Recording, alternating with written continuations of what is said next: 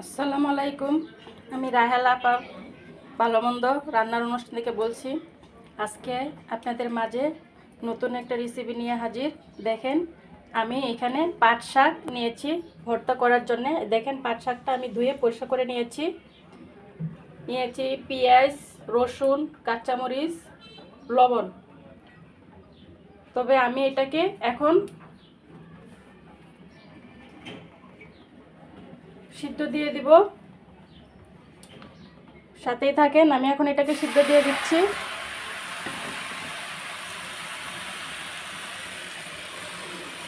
সব একসাথে সিদ্ধ দিয়ে দিচ্ছি, একসাথে সব সিদ্ধ দিয়ে দিচ্ছি। সাথেই থাকেন।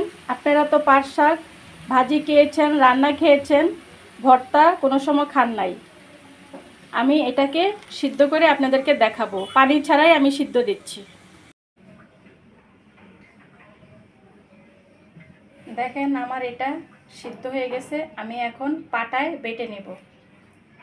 এরকম হয়েছে, সাথেই থাকেন। আমার ভর্তাটা রেডি। দেখেন কি সুন্দর হয়েছে। এখন আমরা পরিবেশন করব।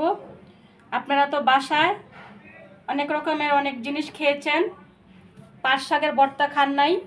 তবে বাসায় ট্রাই করে দেখেন। পাট শাক ভাজি খাইছেন, রান্না খাইছেন, তো ভর্তা খান নাই।